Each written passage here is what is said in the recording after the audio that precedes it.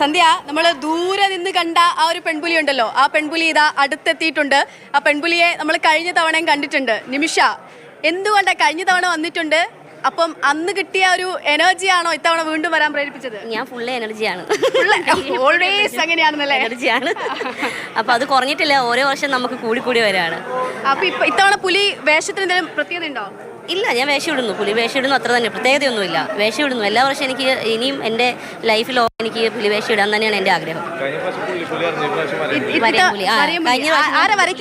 പ്രസാദേട്ടൻ artist. വേറെ ആരെങ്കിലും ഉണ്ടോ? ഒറ്റയ്ക്കാണോ? ആ, ഞാൻ ഒറ്റയ്ക്കാണ്. ഇപ്പൊ ഭക്ഷണം കഴിച്ചോ? ആ, കഴിച്ചു. ഇനിയിപ്പോ നിങ്ങൾ എന്നെ വിളിച്ചോണ്ട് വന്ന് ഇവിടെ ഒരേ ഒരു പുലിക്ക് ഇവിടെ വൻ ഡിമാൻഡ് ഉള്ളൂ, അത് നിമിഷ പുലിക്കാണ്. കാണുന്നവർ വരുന്നവർക്കൊക്കെ ചെയ്യാനാണ്.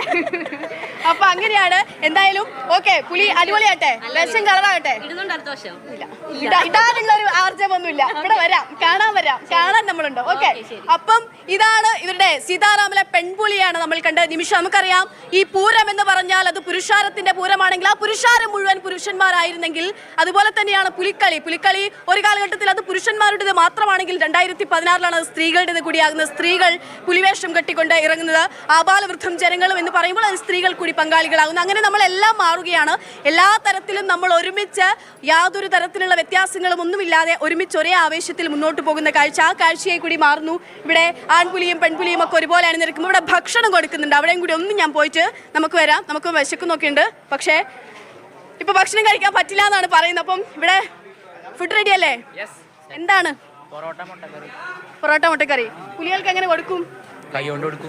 ഹലോ, പേരെന്താ? സെയ്ദിൽ. പുലികളി കളിക്കുന്നുണ്ടോ? ഉണ്ടോ? ഒരു സ്റ്റെപ്പ് അറിയോ? അറിയില്ല. പാട്ട് പാടുവോ? ഇപ്പൊ പാടാം. വേണ്ട.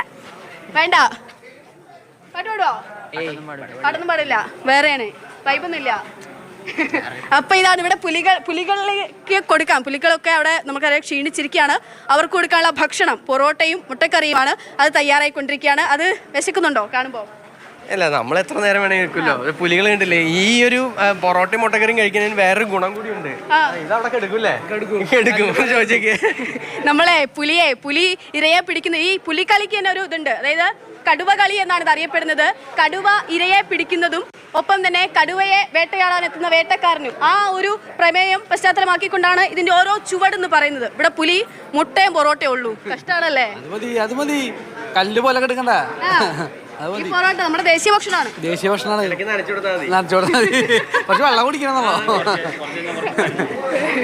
അപ്പൊ ഓക്കെ, പുലി പേരുന്ന പുലി അജോ. നല്ലോണം കഴിച്ചോട്ടെ. എത്ര കഴിക്കും? 2 മതി. ഇപ്പൊ 2 മതി. അപ്പൊ പുലികളൊക്കെ ഭക്ഷണം കഴിച്ച് അങ്ങ് തയ്യാറെടുക്കുകയാണ്. ചുവട് വെക്കുന്നത് നമ്മളൊക്കെ കണ്ടിരിക്കുമ്പോൾ നമ്മളെ ത്രസിപ്പിക്കുന്ന കാഴ്ചയാകണ്ടേ. അപ്പൊ അവിടെ ഹിമ റെഡിയാണ്. ഹിമ റെഡിയാകുന്നതിന് മുമ്പ് ഒരാളെ കൂടി കാണിച്ചു കൊടുക്കാൻ പറയുന്നുണ്ട്. ലിഷോയിട്ടിട്ട് ഈ ഡ്രസ്സ് നിങ്ങൾ നോക്കൂ. ഇതേ ഡ്രസ്സിലാണ് അവിടെ ഹിമ റെഡി ആയിട്ടുള്ളത്. ഇതുപോലെ തന്നെ നമ്മൾ പുലിക്കുട്ടികളൊക്കെ വരും. നമ്മൾ വരുമല്ലേ അങ്ങനെ? അതെ. ഇതേ പാറ്റേണിലുള്ള പുലികള് കഴിഞ്ഞ വർഷമൊക്കെ ഉണ്ടായിരുന്നു. ഇത് ചിലപ്പോൾ ഇത്തവണ ഉണ്ടാവും. വരയം പുലി, വെള്ള അതിൽ ബ്ലാക്ക് വരെയുള്ള ഈ അതേ പാറ്റേണിലുള്ള പുലി. അത് കണ്ടിട്ടാണ് നമ്മൾ ഈ ഷർട്ട് എടുത്തിട്ടുള്ളത്. ഓക്കെ, അതാണ്. അപ്പം നമ്മൾ ആ ഷർട്ടിലേക്കൊക്കെ മാറേണ്ടതുണ്ട്.